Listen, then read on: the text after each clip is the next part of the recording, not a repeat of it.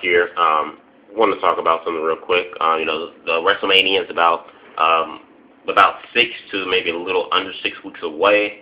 The biggest pay-per-view of the year, not only for WWE but for all of professional wrestling.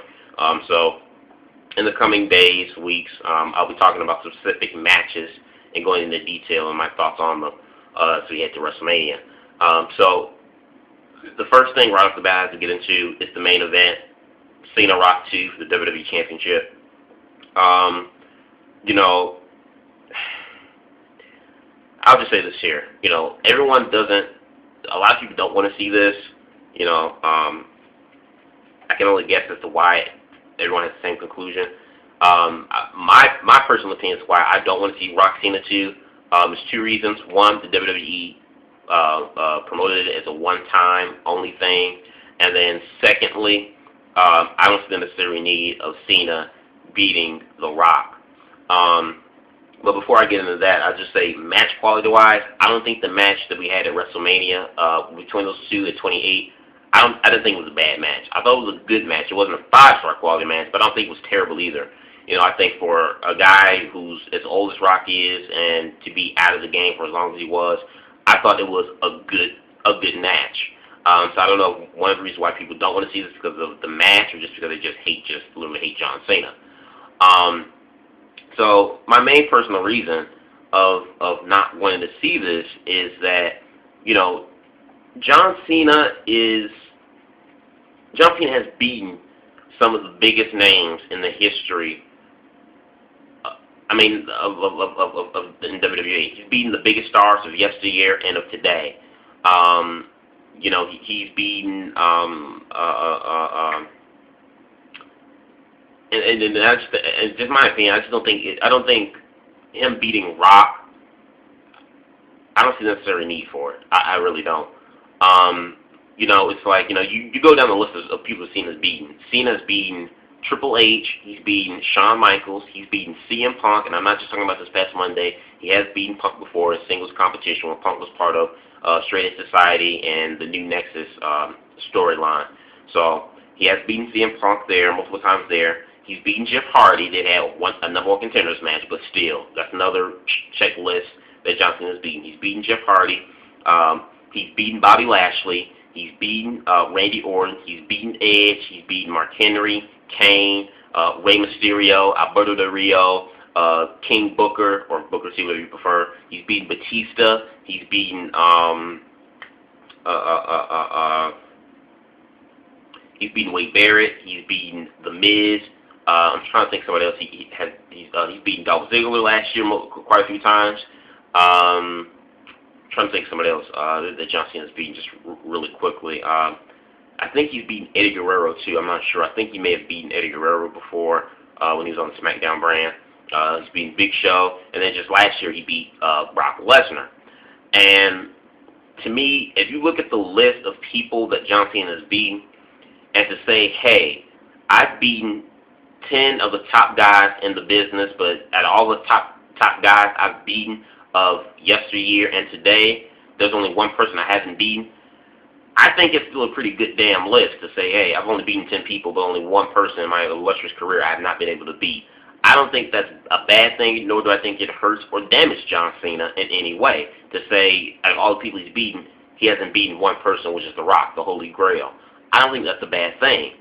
And one of my issues I kind of have with this going into this match is a lot of the wrestling fans, the John Cena fans say, the WWE fans say, the wrestling journalists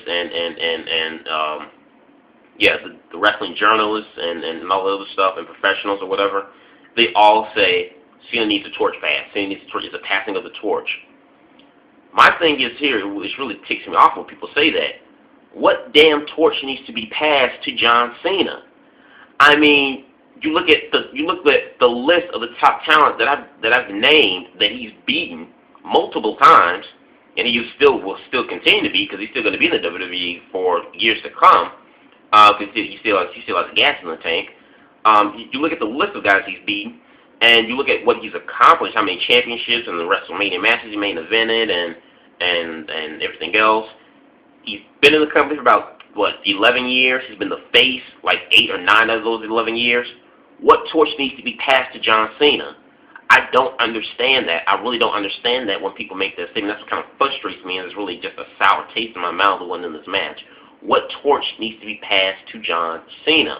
And people bring out the comparison saying, oh, it's like Hogan and Rock. When Hogan came back with his last short run, he put Rock over. My opinion, I really didn't see Hogan passing the torch to The Rock. I just saw it as a big upscale match between two icons of the present and the past coming together. The young guy beats the older guy. But I didn't see it as no torch being passed because, well, Hogan's at the end of his career. I mean, the guy had no much. He didn't have any gas left in the tank. He really shouldn't have been having the last run that he had. You know, Rock can go for about another year or so, whatever, however you want to see fit. But I really don't understand what is the point of this fascination, this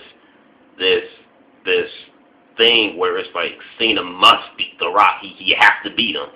And it's like, I don't know, maybe they think that by Cena beating The Rock, whoever beats John Cena, it gives them more credibility because they just beat the guy who beat The Rock. Knowing WWE, that's probably their mindset going into it. But in my opinion, it's no different if you beat John Cena right now and you get the type of credibility that you would get just based off the list of people that I named that he's beaten. It's the same flavor. I really don't see no difference in that. You know, so that's the one thing that really just really irks the hell out of me and frustrates me. You know, Rock himself said last year he doesn't mind losing to John Cena. He doesn't mind putting John Cena over because John Cena did the JLB to him. That's Rock's opinion. I'm okay with that. That's fine. That's his thing. But as a fan, you know, going into this, I'm just like, this is the main reason why I don't want to see this match. You know, and it was also rumored, I think late last year, or maybe not late last year, but last month, that Rock may wrestle at Extreme Rules. And I hope that rumor turns out to be false rather than true, because knowing WWE, John Cena just can't get his win back, but he has to get that and then some. So it'll be Cena 2, Rock 1. And if you're going to have Cena get over, I'd rather just be tied 1 apiece, Rock 1, Cena 1, and you just leave it at that, and they never touch each other again. But knowing WWE, they just may do Cena 2, Rock 1, just so Cena can just get any higher than he already is. I mean, I just hope Rock doesn't have to wrestle at Extreme Rules. I hope once he does the JLB and puts Cena over at WrestleMania, he's gone. That's it. He does what he has to do, and that's it. I hope we do not see a Cena Rock 3 at Extreme Rules. So that's my thought on that. You know, I think match quality wise, like I said last year, I didn't think was bad. That was a good match considering, you know, what Rock's position where he was coming from in ring rust. I thought was good. Maybe match quality wise, this match can be better since Rock has been on TV more. He's been wrestling more. Match quality, I hope it's better than last year. But besides that, just taking away from match quality wise, this is the reason why I don't want to see it. What do you guys thoughts as to why you don't want to see Cena Rock 2? Is it the same points that I brought out in this video, or is it something else totally different? Your thoughts in the box below. Subscribe. Peace.